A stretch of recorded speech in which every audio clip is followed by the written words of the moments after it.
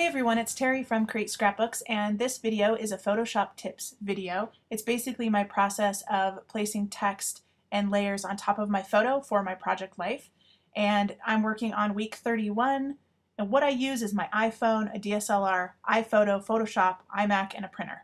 Usually I take all of my photos, the majority of them, unless it's a big event, and I really want a good shot. I usually do everything through my iPhone. I find that my iPhone 5 has great quality. I can always sharpen and edit the images, and I like it for project life. It really makes it a lot easier for me to just be able to get really candid shots. Yeah, that's my method of choice, and when I import my photos, it goes directly into iPhoto.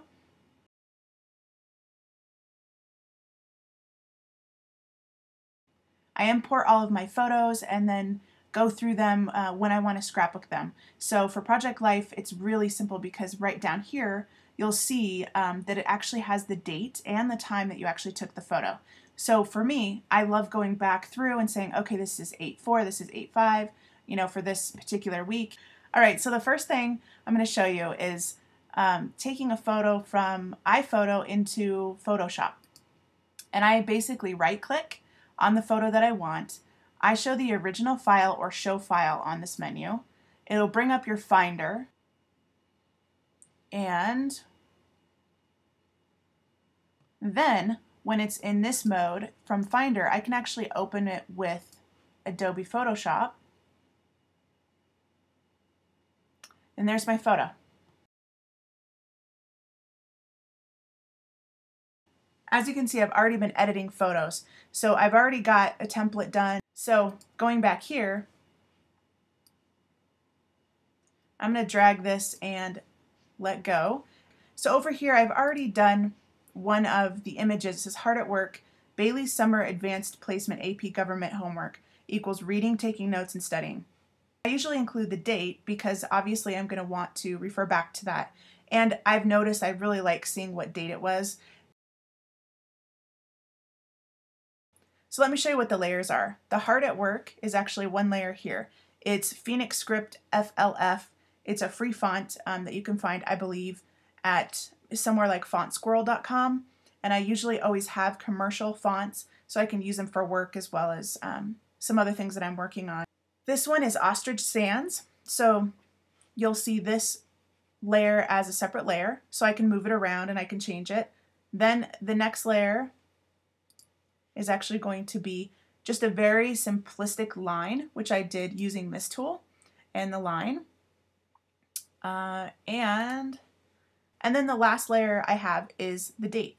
And of course the background layer is going to be another layer, which is your photo. If you need to unlock a background, you simply click on the lock, drag it to the trash can.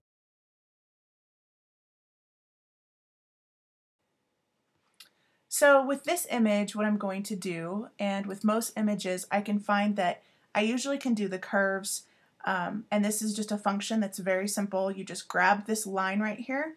You can pull it up, pull it down, make different points of light, and it really helps a lot with editing exactly what I want. Sometimes I just use the auto function, and sometimes that's all it needs. Typically, I just bring it up a little bit, usually about the center right here. I'm editing the light there. Sometimes a little bit more contrast, which today I think I like it a little bit lighter actually.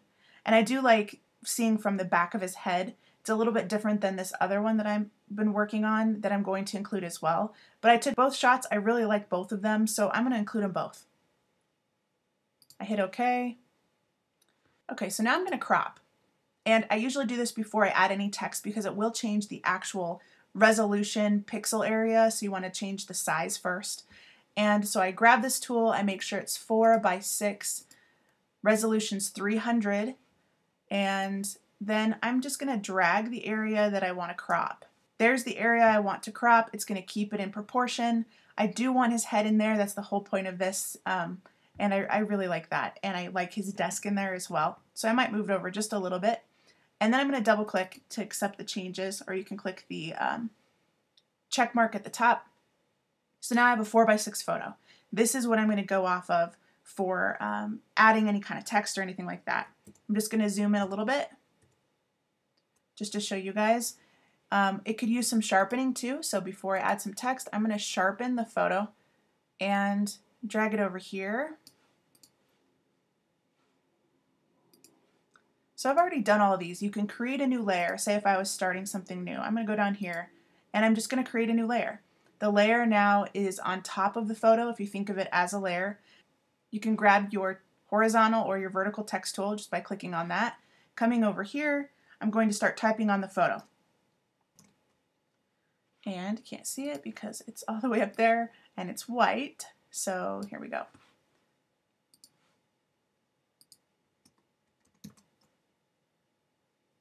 I don't know what I'm going to say yet, but I'm putting never quit just for an example. Maybe never quit learning. He just never quits. My son just, that's the way he's programmed. That's the way he is, his personality. He always finds something to learn. So this year he has a bunch of AP classes he has to study for. He has 4. So what I'm going to do, I don't like reinventing the wheel. So once I have an image that I like, I actually just reuse the same stuff. So I'm going to grab this element over here. I'm just going to drop it. As you see, it shows up. It's another layer up here, simple. So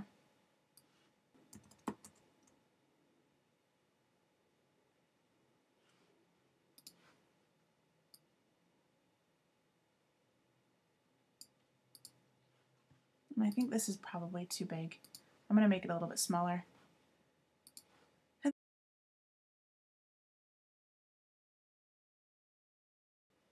Okay, so just added a exclamation point there. His mind never quits. Okay, so the last thing that I want to drag over that I've already made, I'm not going to do the date because I've already done the date, so it's kind of redundant.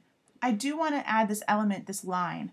I do like it. It ties together both images. This week I've used it a lot, so I'm just going to go with it and use it. And as you can see, I drug it right over from the other image. I'm just using my arrows on my keyboard to actually move it very minute amounts. So it gets a little bit tedious when you have to use your mouse for everything.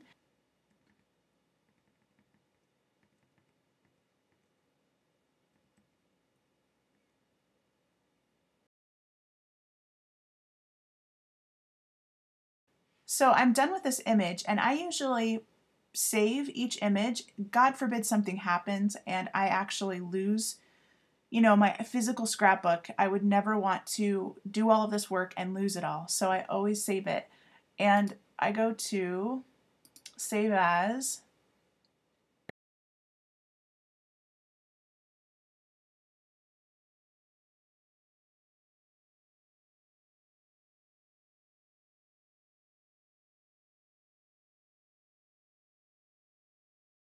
So all of it's organized and I can go back when I need to and print pictures.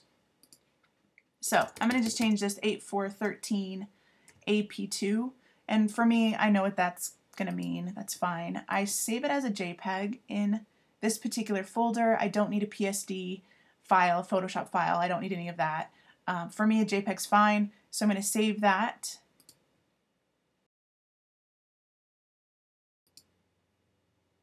File, print. Okay, so here's the image I want to print. It's going to show me on the side. It's my A640 PhotoSmart HP small 5x7 4x6 printer. I love it. The print settings are already set up for me. I go in, once in a while, make sure it's still on the advanced photo, best quality, all of that, and it usually saves that, but sometimes just to make sure, I go in there and make sure it looks good. I changed the printer profile to the Adobe, so it matches, Photoshop manages colors, and I'm good to print. And then just make sure you have paper in your printer and you're ready to go. So these specific photos will actually be my Project Life photos for this week's series that I actually go through my process or show you the Project Life cards that I created. So I'll see you back for the next edition of the Project Life video series. So thanks for watching. Have a great day.